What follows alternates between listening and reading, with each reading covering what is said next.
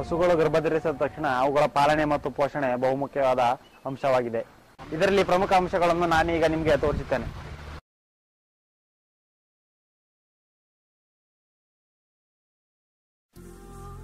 ಗರ್ಭಧರಿಸಿದ ಹಸುಗಳ ಪಾಲನೆ ಮತ್ತು ಪೋಷಣೆ.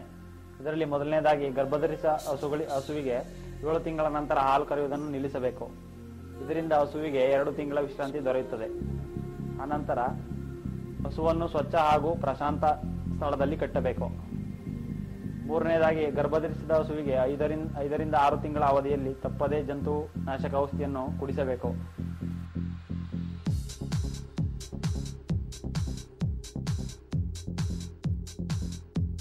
ನಾಲ್ಕನೇದಾಗಿ ಕೆಚ್ಚಲಿನ ಆರೋಗ್ಯದ ಬಗ್ಗೆ ನಾವು ಪಶುವೈದ್ಯರಿಂದ ತಪಾಸಣೆ ಮಾಡಿಸಬೇಕು. 5ನೇದು ಆಹಾರ. ಹಸುವಿನ ಗರ್ಭದಲ್ಲಿರುವ ಕರುವಿಗೂ ಹಾಗೂ ಹಸುವಿಗೂ ಆಹಾರ ಒದಗಿಸಬೇಕಾಗ್ತದೆ. ಹೀಗಾಗಿ ರೂಢಿಗಿಂತ 1 kg ಹೆಚ್ಚು ತಿಂಡಿ ಮಿಶ್ರಣವನ್ನು ಕೊಡಬೇಕು.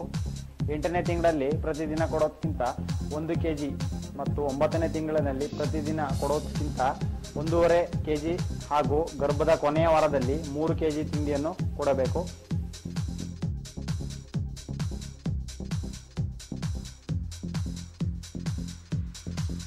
ಆರನೇದಾಗಿ ಗರ್ಭದ ಕೊನೆ 2 ತಿಂಗಳ ನಂತರ ಕರುವಿನ ಬೆಳವಣಿಗೆ ಶೀಘ್ರವಾಗಿರುತ್ತದೆ. ಈ ಅವಧಿಯಲ್ಲಿ ಸರಿಯಾಗಿ ಸಾಕದಿದ್ದಲ್ಲಿ ಅಶಕ್ತ ಕರು ಹುಟ್ಟಬಹುದು ಹಾಗೂ ಹಾಲು ಹಿಂಡುವ ಪ್ರಮಾಣ ಕಡಿಮೆಯಾಗಬಹುದು.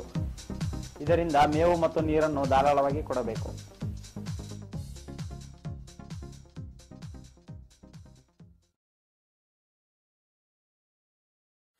ನಾನು ರೈತರಿಗೆ ಕೊನೆಯದಾಗಿ ಸಂದೇಶ ಏನ್ ಕೊಡ್ತೀನಿ ಅಂತ ಹೇಳಿದ್ರೆ, ಈ ರೀತಿ ಸೂಕ್ತವಾದ ಕ್ರಮಗಳನ್ನು ಅನುಸರಿಸೋದ್ರಿಂದ ಉತ್ತಮವಾದ ಕರುಗಳು ಮತ್ತು ಮುಂದಿನ ಹಾಲಿನ ಇಳುವರಿಯನ್ನು ಯಥೇಚ್ಛವಾಗಿ ಪಡೆಯಬಹುದು ಅಂತ ಈ ಮೂಲಕ ರೈತರಿಗೆ ಸಂದೇಶವನ್ನು ತಿಳಿಸ್ತೀವಿ. ನಮಸ್ಕಾರ.